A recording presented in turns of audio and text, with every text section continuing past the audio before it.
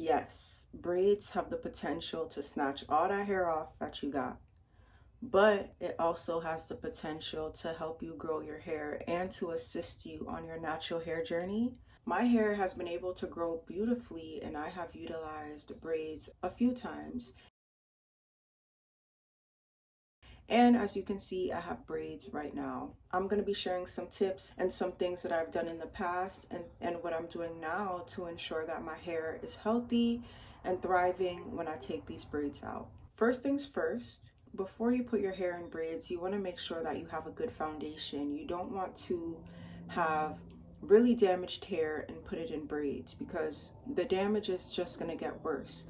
So if you can trim your ends or see what parts of your hair is damaged and cut that off and know what to do better, know how to heal the damage, rectify the damage, what can you do on your end. Next, we're going to talk about hair treatments. I personally like to do hair treatments and deep conditioning treatments before I do my braids, just because the braiding hair is a little harsh and it's constantly rubbing up against your hair.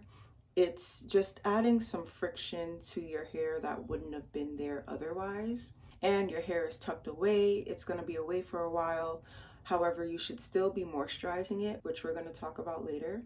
But I like to do a treatment just to give my hair some extra love since I won't be touching it for a while and it's going to be up against some fake hair. My favorite hair treatments are onion juice treatments, and I do deep conditioning treatments, various different ones, whatever I feel like I need at the time.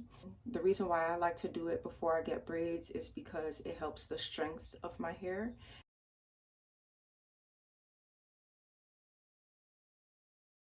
Now let's get into the actual braids. So we all know that braiding hair has been confirmed to have harmful chemicals that can cause cancer, all kinds of things. I really wanted to use a non-toxic plant-based braiding hair, but I couldn't really get my hands on it as quickly as I wanted to, and it was just a little bit more pricier than I thought it would be. But I'm not against paying the price that it is. I just went ahead and used some hair that my mom had. She had some braiding hair left from when she used to have hair. And what I did was I rinsed the hair in apple cider vinegar and water. I soaked it in there for a bit and I just rinsed the hair so it wouldn't be itchy. I forget what else they say that does to the hair. I really don't think that I will be using braiding hair like this again.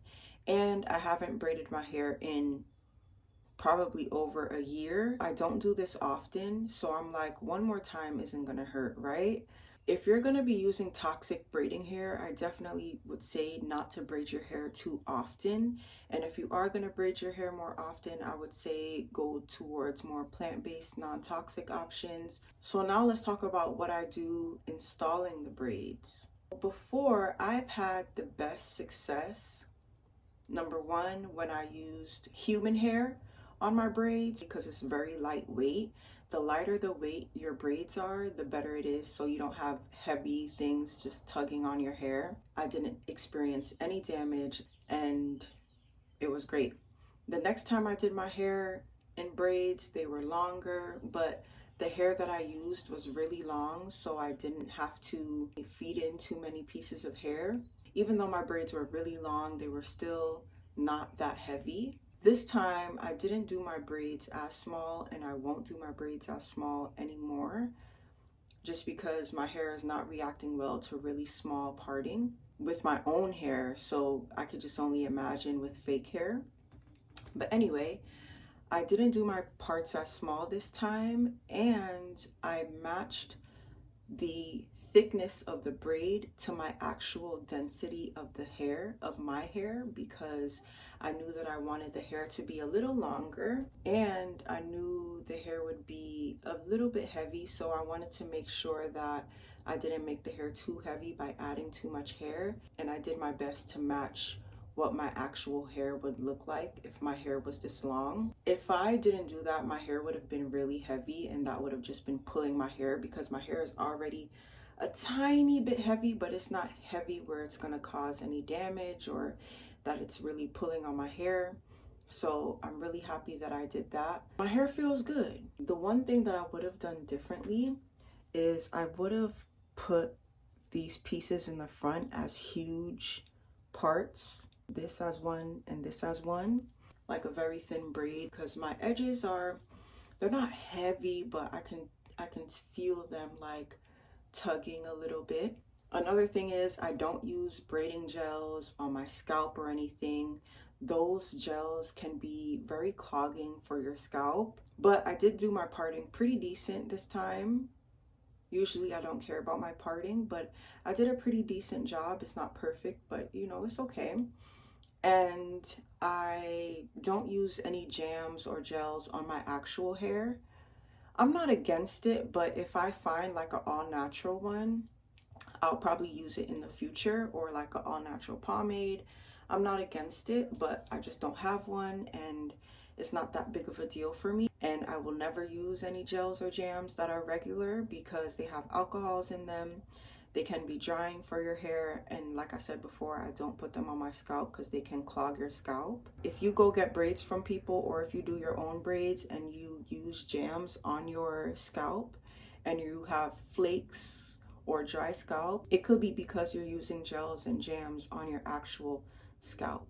After you finish your hair, when you are dipping your braids in hot water, make sure that you're not putting the hot water all the way up to your natural hair. Next thing I would say is when you're doing your braids, you want to learn from your mistakes. You want to see what you've done wrong and make sure you do it right next time. For me personally, what I did that I would change the next time I do braids and the next time I do my hair in general is, one, making sure that my hair is thoroughly detangled is important. And two, just having a blow dryer to make sure that my hair is really stretched and blown through is something that I'm gonna do in the future, because I feel like because my hair wasn't as detangled, one, and because my hair wasn't blown out, when I was trying to do my parting, I was experiencing some snags and pops, and it was just very difficult to part through my hair, and I would have to wet my hair again just to part it. So that was a bit difficult. So as you do your braids, as you do your hair, just learn from your mistakes. Next, when you have your hair in these braids, you have to make sure you are moisturizing your hair. I said something today, braids is not your hair asking to be left alone. Braids is your hair asking for some privacy, but for you to check in from time to time, okay? So you have to still moisturize your hair. I know that some women, when they get braids, they don't like their braids to get wet. They want their braids to look really fresh, and that is understandable. But your hair desires moisture and hydration, and you're gonna have to use water to do that. I personally spray my hair with water, with my rosemary water, almost every day. My hair, my scalp. So my hair is looking more fuzzy, even though I did it maybe a week and a half ago, maybe almost 2 weeks ago.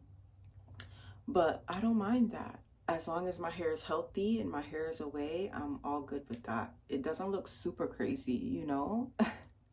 So I'm okay with that. Moisturizing your hair is important. I actually have a lightweight leave-in cream. I was a little nervous to use it, but I used it yesterday and it melted in my hair really well. I mostly use water and oil. I did that this morning. My next tip is to pay attention to your hair. Pay attention to how your scalp is feeling. Like for me, I've been paying attention to the front of my hair, and it feels a little like it's tugging, but it's not crazy. But I know that I'm going to take this out eventually and make my 2 big box braids right there. Here is already a little weird feeling, just a little bit, so I'm gonna make sure that I do that. Another thing is I've noticed that when I'm sleeping, my hair and my bonnet feels a little weird.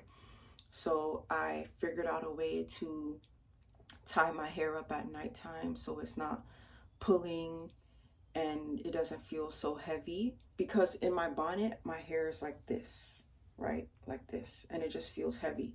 But at nighttime now, when I go to bed, I wrap it in a low bun I take the edges out and I wrap it separately, and I put my bonnet on, but I also tie it in a way that keeps my bun on my head and up so it's not pulling.